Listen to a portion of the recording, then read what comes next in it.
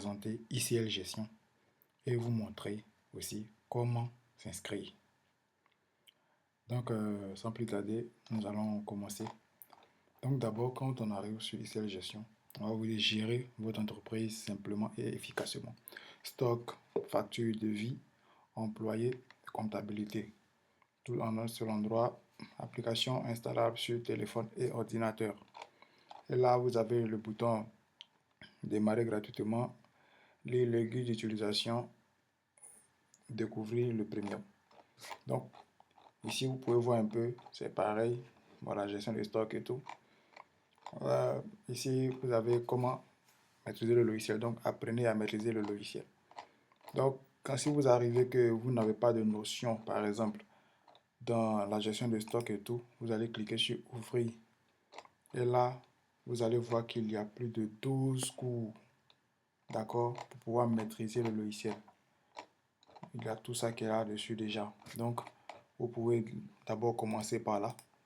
Et quand vous finissez, vous venez vous inscrire. D'accord?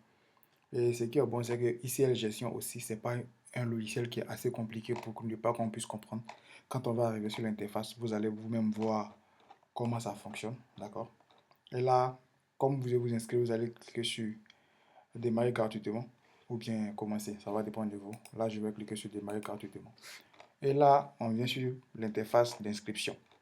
Sur l'interface d'inscription, nous avons le nom et prénom, dans le Gmail, le mot de passe, le nom de notre entreprise, le numéro de téléphone, la description de la boutique, ce que la boutique fait, l'adresse, la localisation, le RCCM, aussi NIF et DFE ou DFE. Voilà, là c'est des numéros, voilà, des numéros de l'État. Le RCCM c'est le registre de commerce. Si vous avez un registre de commerce, vous mettez. DF, la DF aussi c'est pareil. Si vous en avez, vous mettez, mais si vous n'avez pas, c'est pas obligatoire. Donc, vous finissez de mettre tout ce qu'il y a à mettre.